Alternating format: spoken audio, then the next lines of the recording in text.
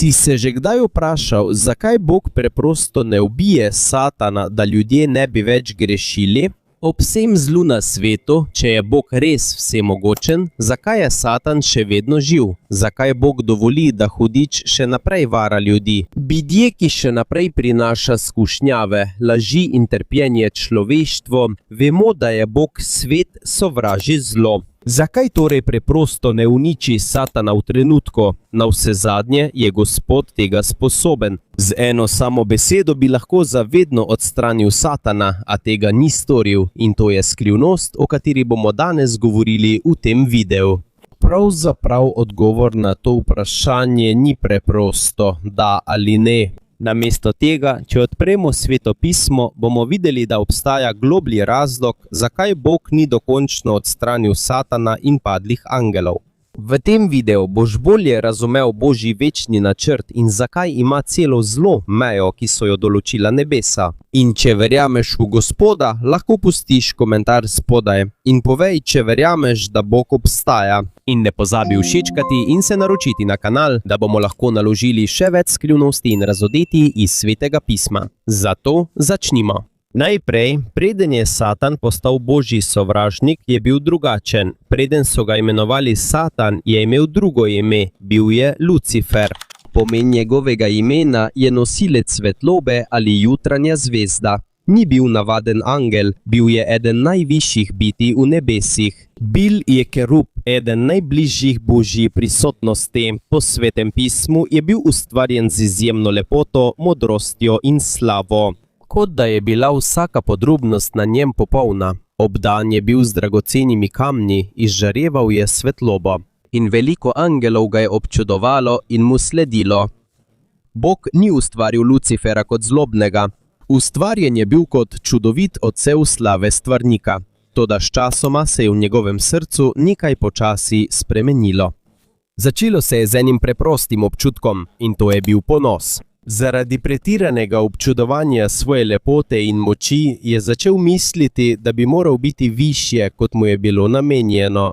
Zaradi tega je nekdanje darilo postalo razlog za njegov padec, počasi mu je napuh začel razjedati misli. In ko se je njegova želja po lastni slavi večala, je tema počasi vstopila v njegovo srce. Luciferju ni bilo več dovolj, da časti in služi Bogu. Želel si je nekaj večjega. Želel je, da bi njega častili. Želel se je povzdigniti do Božjega prestola. Po njegovih besedah, povzpel se bom v nebesa, svoj prestol bom povzdignil nad Božje zvezde, postal bom kakor najvišji. Od takrat se je vse spremenilo.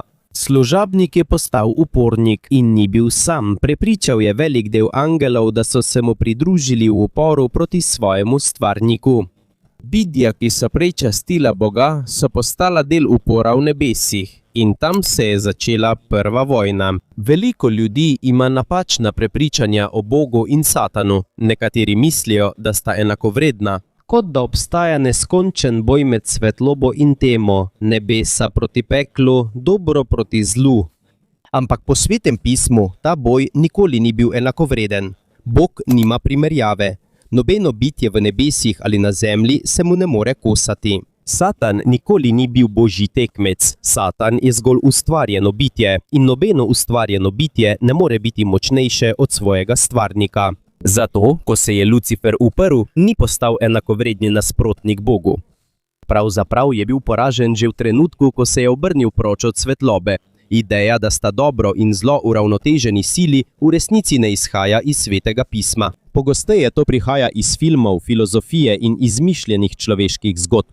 Toda v Božjem kraljestvu je samo eden resnično vsemogočen. Bog se ne bori za to, da bi ugotovil, ali bo zmagal. On je že od nekdaj zmagovalec in upor Luciferja ima že določen konec. V knjigi Razodetja je vojna v nebesih jasno opisana, prišlo je do bitke, Mihael in njegovi angeli so se borili proti zmaju in Satan je prav tako vrnil udarec skupaj s svojimi padlimi angeli. Satan ni prišel sam.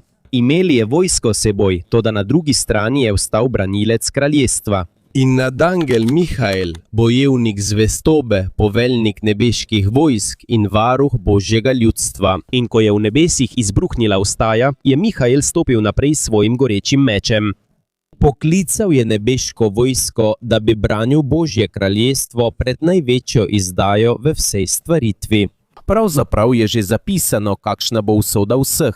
Medtem ko se je napetost v nebesih stopnjevala, so se zvesti angeli postavili za Mihaela, pripravljeni na najpomembnejši boj v vsej stvaritvi. Toda ne glede na to, kako velika je bila vstaja, bo rezultat vedno enak. To je bilo zapisano že davno prej. Po knjigi razodetja jim ni uspelo in zanje ni bilo več prostora v nebesih. In vržen je bil veliki zmaj, tista starodavna kača, ki jo imenujejo hudič in Satan, prevarant celega sveta.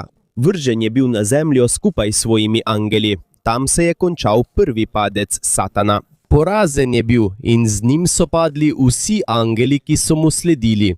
Lucifer nikoli ni imel možnosti proti svojemu lastnemu stvarniku. Nekdanji najsvetlejši angel je postal izgnani upornik in opazite to, sam Bog se ni boril na bojišču. Njemu ni bilo treba priti dol in se boriti, da bi premagal Satana. Zvesti angeli Mihaela so izpolnili ukaz nebes. In to ima globok pomen.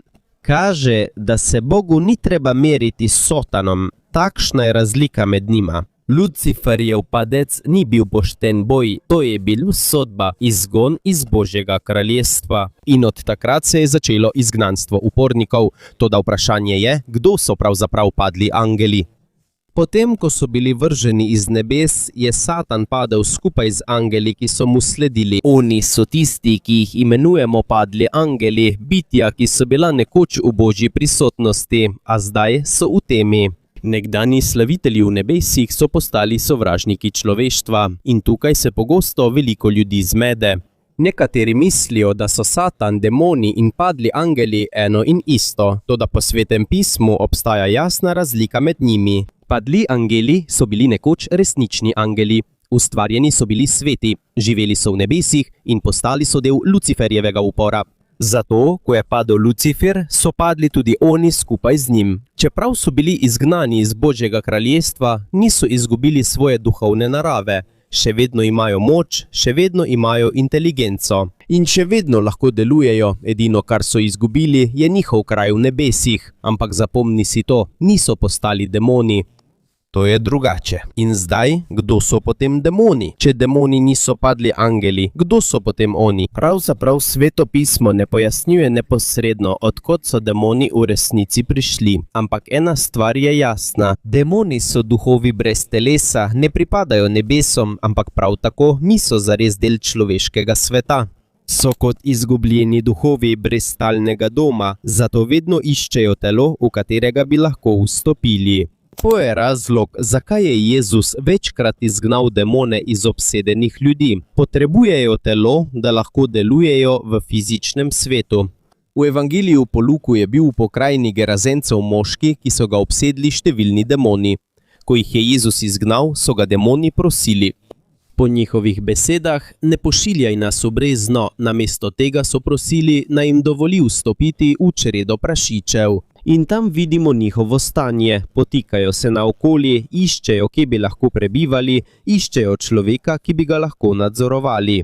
Ampak padli angeli so drugačni, oni ne iščejo telesa, imajo višji rang.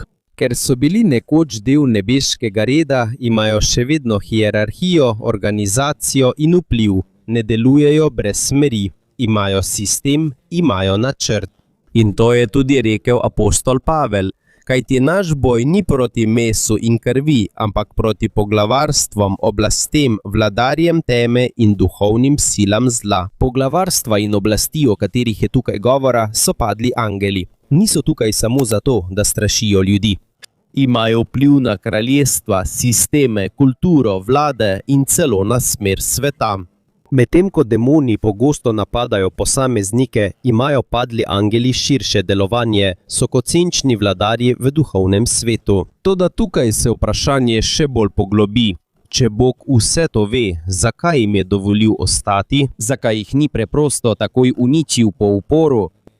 Namesto tega jih je vrgel sem na svet in od takrat bojišče ni več v nebesih, ampak tukaj v svetu ljudi.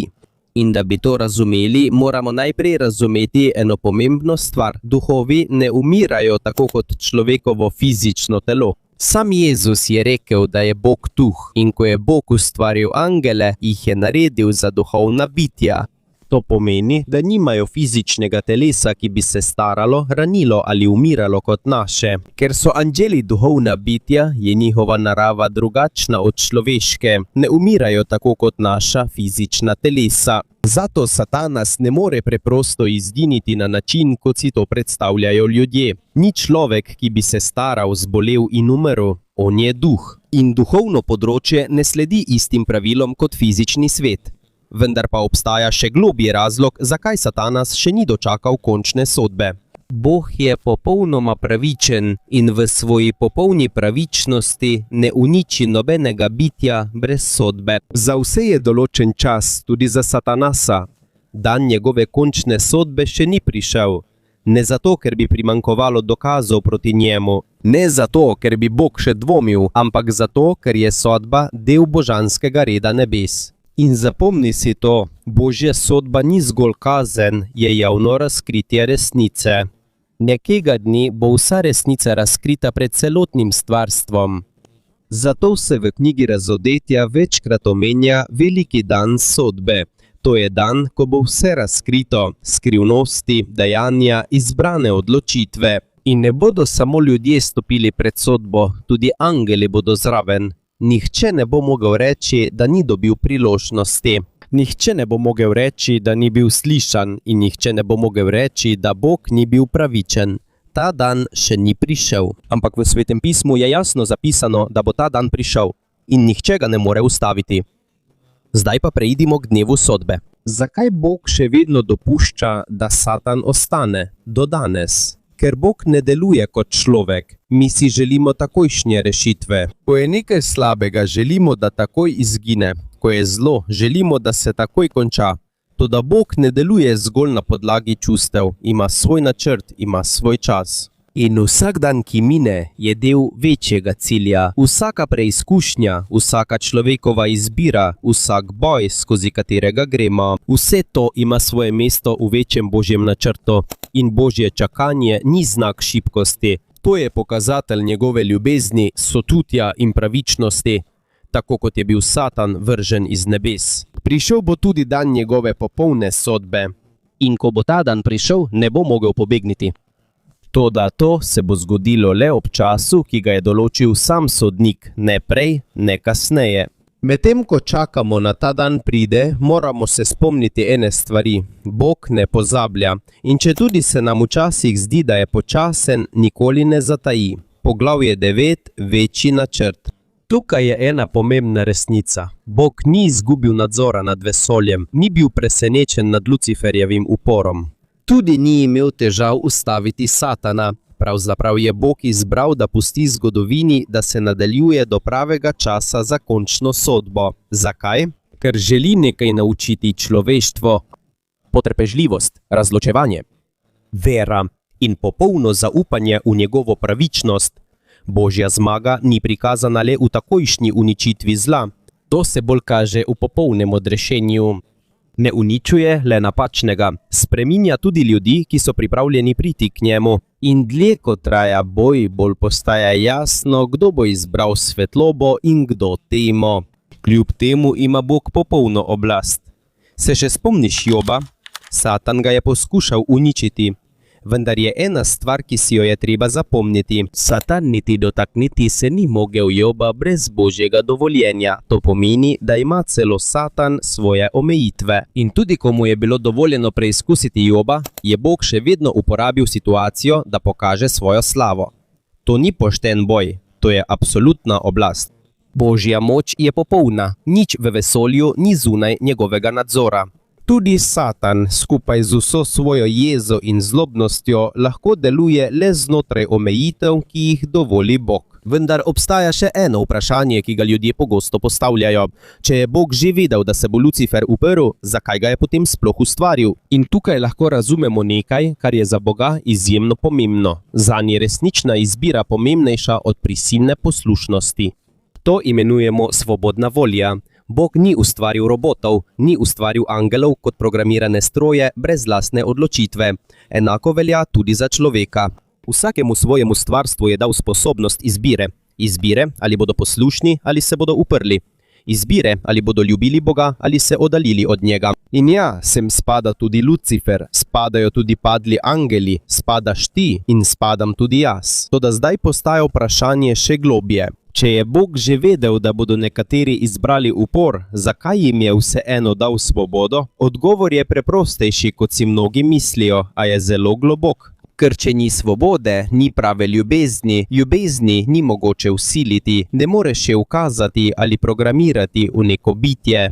Prava ljubezen je nekaj, kar izbereš sam. Če bi nas Bog prisilil, da ga ljubimo, ne bi bil oče, bil bi diktator. Zato je, ko je ustvaril angele, dal tudi njim svobodno voljo. In enako, ko je ustvaril človeka. Bog si ne želi navidezne poslušnosti, želi si pravega odnosa. Odnosa, kjer lahko izbiraš. Odnosa, kjer je ljubezen. Odnos, ki ga prostovoljno daješ. Toda s to svobodo pride tudi možnost, da se kdo obrne stran od njega. In točno to je naredil Lucifer. Odločil se je za upor. In od takrat do danes je veliko ljudi sprejelo isto odločitev. Toda kljub temu Bog ni odvzel darila svobodne volje. Kajti tudi če obstajata zlo in upor, je svoboda še vedno edina pot do prave ljubezni. Premisli o tem. Kakšen je pomen vere, če nimaš priložnosti dvomiti? Kakšen je smisel poslušnosti, če nimaš možnosti, da bi bil neposlušen? In kako je lahko tvoja ljubezen do Boga resnična, če nimaš druge izbire? Bog si ne želi sledilcev, ki sledijo samo zato, ker so prisiljeni. Želi si otroke, ki ga svobodno ljubijo, zaradi tega dopušča, da svoboda ostane, čeprav to včasih prinaša bolečino in kaos. Tudi ko se je Satan uprl, Bog ni odvzel svobodne volje, ki jo je dal stvarstvu. Ker če bi to storil, bi zanikal svojo lastno ljubečo naravo. Zdaj pa se ponovno pojavi vprašanje, ali lahko Bog odvzame svobodo. Pomisli na to. Kaj če bi ti Bog dal svobodo izbire, a bi te takoj izbrisal, če bi naredil napako? Bi to še vedno lahko imenovali resnična svoboda? To je ena najtežjih stvari, ki jih mnogi ljudje težko razumejo. Pogosto se sprašujemo, če Bog ne mara upora, zakaj potem ni takoj uničil Satana? Ampak če bi to naredil Bog, bi bilo, kot da bi rekel, lahko izbereš, vendar moraš izbrati samo tisto, kar jaz hočem. In to ni prava svoboda. To je manipulacija, ki je skrita za besedo izbira. Svobodna volja ni majhna podrobnost v Svetem pismu. To je eden najpomembnejših delov Božjega načrta. Zato, če bi Bog takoj uničil Lucifera, potem ko se je uprl, bi izginil tudi pravi pomen svobode. In tukaj se ljudje pogosto motijo. Pričakujemo, da bo Bog ravnal kot navaden človeški sodnik. Takojšnja kazen, takojšnja pravičnost. Težava bi bila takoj rešena, ampak Bog ni takšen. Njegova pravičnost ni prenagljena.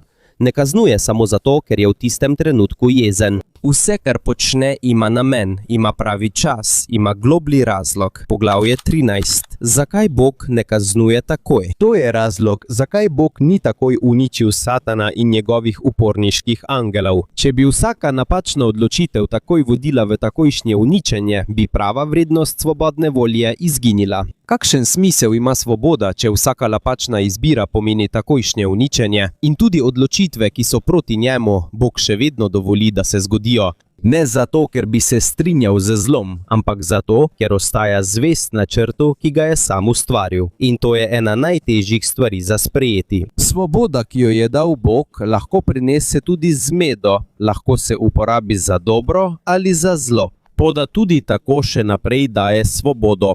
Ker Božja ljubezen ne želi nadzorovati človeka, želi si spremeniti njegovo srce. In prava sprememba ne prihaja iz strahu, prihaja iz svobodne vere in izbire. Veliko vprašanje pa vedno ostaja, zakaj Bog vse to dopušča. Če bi Bog takoj uničil Satana po njegovi upornosti, kaj bi se druga bitja lahko naučile iz tega? Strah da, vendar neresnična zvestoba. Lahko bi bilo poslušnost, vendar brez prave ljubezni. Bila bi mir, vendar ne svetost. In Bog noče nebes polnih bitij, ki ubogajo samo zato, ker se bojijo kazni. Kar želi si kraljestvo, polno src, ki jih je resnično spremenila njegova milost. In tukaj se skrivnost še bolj poglobi. Ali je mogoče, da celo Satan še vedno služi večjemu Božjemu načrtu? To je za mnoge težko sprejeti. Toda če natančno pogledamo Sveto pismo, bomo odkrili nenavadno resnico. Ne zato, ker bi si Bog želel zla, ne zato, ker bi se strinjal s Satanom, ampak zato, ker je Božja moč neizmerna, da lahko uporabi celo načrte za svojo slavo. In najjasnejši primer tega je sam Jezus. Že od začetka svojega služenja je bil tam Satan, ne kot zaveznik, ampak kot preizkušnja, kot ovira, kot ogenj, ki bo dokazal, kdo Jezus v resnici je. Sveti Duh je vodil Jezusa v puščavo, da bi bil skušan. In tam v 40 dneh se je Satan soočil z njim iz oči v oči. Ko je bil lačen, mu je ponudil kruh. Ponudil mu je tudi moč, slavo in vse stvari, ki jih svet časti. Toda Jezus ni podlegal. Na vsako skušnjavo je imel enak odgovor. V pismu je zapisano in z vsako njegovo zavrnitvijo skušnjave je postajala ena resnica še bolj jasna. Samo on je vreden. Saj lahko le tisti, ki je premagal skušnjavo, nosi greh celega sveta. Zdaj pa pojdimo k Jezusovi zmagi nad skušnjavo. Da bi nas rešil, je moral Jezus narediti nekaj, česar noben človek ne more. Moral je živeti brez greha. In na to se je prostovoljno daroval, da bi prevzel greh sveta. Zato, ko je premagal Satanovo skušnjavo v puščavi, je dokazal nekaj zelo pomembnega. Pokazal je, da je on brezmadežno jagnje. Edini vredni odrešenik. In pomisli na to, kaj če skušnjava v puščavi ni bila ovira za Božji načrt, ampak pravzaprav njegov pomemben del. Medtem ko je Satan mislil, da slabi Jezusa, je pravzaprav še bolj dokazoval, kdo Kristus v resnici je. Svet je videl, da tudi ko je bil lačen, utrujen in preizkušan, Božji sin ni bil premagan, ni bil zaslepljen z močjo, ni podlegel slavi, niti ga niso premamile stvari, ki jih svet časti. In z vsako skušnjavo je njegovo poslanstvo postajalo še bolj jasno. Potem se je Satan ponovno pojavil proti koncu Jezusovega službovanja. Toda tokrat ni neposredno napadel Jezusa, temveč srce Juda Iškarijota, enega izmed 12 učencev. Učenec, ki bo izdal Mesijo v zameno za nekaj srebrnikov, po Svetem pismu je Satan vstopil v Juda Iškarijota in od takrat se je začel oblikovati načrt izdaje. Satan je posejal seme izdaje. In Juda je postal orodje, s katerim so Jezusa pripeljali na Kalvarijo. Toda tukaj je vse še bolj presenetljivo. Kako bi sploh prišlo do križanja, če nihče ne bi izdal Jezusa? Kako bi lahko prišlo do žrtvovanja, če ne bi bilo izdaje? In kako bi lahko prišlo do odrešitve, če ne bi bilo križanja? Še enkrat smo videli presenetljivo resnico. Tudi najtemnejše načrte sovražnika lahko Bog uporabi za izpolnitev svojega večnega načrta. Ne zato, ker bi bilo zelo dobro, ampak zato, ker nič ne more ustaviti Božjega namena. Na koncu, čeprav Satan tega ni vedel, je tudi on postal del načrta, ki ga je poskušal preprečiti. In to Satana ne naredi zvestega, namesto tega to samo dokazuje, da je poražen sovražnik, ki ne more uničiti Božjega načrta. Kakšna je torej lekcija za nas? In tukaj se lahko naučimo nekaj pomembnega. Ne glede na to, kaj sovražnik vrže proti tebi, nič od tega ne more premagati Božje moči. Ne skušnjava, ne bolezen, ne izdaja, ne težave. Bog lahko uporabi celo tvoje najtežje izkušnje. Včasih, ko smo sredi bolečine, se nam zdi, da nič nima smisla. Včasih se celo vprašamo, kje je Bog. A pogosto je prav tam najbolj dejaven, tiho deluje, medtem ko mi še ne vidimo celotne slike. In tudi najgloblje rane, ki si jih doživel, so lahko del večje zgodbe, ki jo on pripravlja. Zgodba, ki je zdaj še ne razumeš popolnoma, a nekega dne bo tudi to postalo jasno. Si že kdaj to doživel? Tisto, za kar si mislil, da je konec, a kasneje si videl, da je Bog to uporabil za dobro. Morda bo tvoje pričevanje tisto, ki bo dalo upanje drugim ljudem, kajti zapomni si to, sovražnik te lahko rani, a vendar lahko Bog to bolečino spremeni in jo naredi za del tvojega namena. Kljub temu obstaja ena beseda, ki se znova in znova pojavlja od začetka do konca Svetega pisma. Globlja je od sodbe, veličastnejša je od moči, ljubezen. In eden najlepših primerov tega je prilika o izgubljenem sinu. Bil je oče, ki je imel 2 sina. Nekega dne je eden od njiju zahteval svojo dediščino prej. Potem je odšel in zapravil vse v razuzdanem življenju, dokler ni prišel do točke, ko ni imel nič več. uničeno življenje, brez denarja, izgubljeno upanje. Toda, ko se je odločil vrniti, ga njegov oče ni zavrnil. Namesto tega ga je oče pravzaprav čakal. Že oddaleč je oče gledal proti njemu. In ko ga je zagledal, ga je objel z odprtimi rokami. To je takšna božja ljubezen. In tu se pojavi še eno globoko vprašanje. Zdaj pa, kaj pa padli angeli? Je mogoče, da je Bog pokazal isto ljubezen tudi do padlih angelov? Pravzaprav to niti ni tako zapleteno. In Sveto pismo jasno odgovarja, ali se lahko še pokesajo. Vendar pa je ena stvar, ki jo zagotovo vidimo, Bog jih ni takoj uničil. In to je velika stvar. Če bi bil Bog samo za takojšnjo sodbo, bi jih moral uničiti takoj po uporu. Ampak to se ni zgodilo, bili so izgnani. Ampak še vedno jim je dovolil, da ostanejo. In to morda nekaj pomeni, morda potrpežljivost. Morda usmiljenje, morda del globljega božjega načrta, kajti božja ljubezen ni namenjena samo tistim, ki popolno sledijo. Po Jezusovih besedah ljubite celo svoje sovražnike in rekel je tudi, da Bog daje soncu sijati tako dobrim kot slabim. In daje dež pravičnim in nepravičnim. Bog ne odstrani takoj tistih, ki padejo, kajti njegova ljubezen ni odvisna od uspešnosti.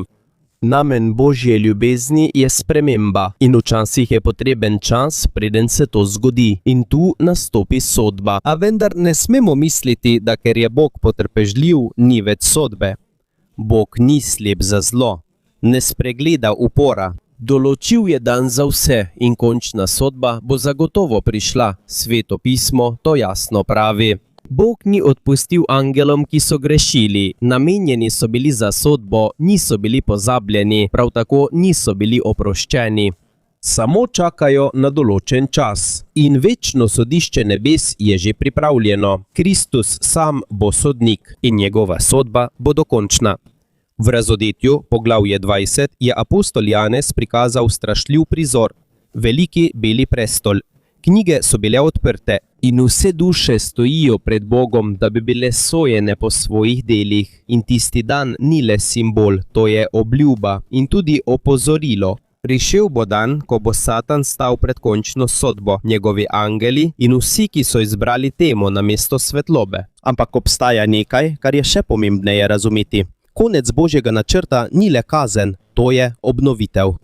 Bog ne uničuje samo zla, popravlja tudi vse, kar je bilo poškodovano, očistil bo omadeževano, zdravi ranjene in popravil vse, kar je narobe, in prišel bo dan, ko bo Satan dokončno poražen. Sovražnik, ki je prinesel razdor, smrt in uničenje, bo zavedno obsojen. Po vsem tem je ena resnica, ki si jo moraš zapomniti. Bog je že zmagal. Ne čakamo več, ali bo zmagal ali ne. To se je že zgodilo. Na križu Jezus ni premagal le greha, premagal je tudi sovražnika. Zato, čeprav se zdi, da je tema še vedno močna, je vse tole začasno. Kristus še vedno kraljuje. Njegov prestol se ne omaja, njegova obljuba ne propade. In če si v njem, si tudi ti del te zmage. Ne kot preprost opazovalec, ampak kot božji otrok, kot del Kristusovega telesa, ki bo ostal trden vse do končnega padca sovražnika.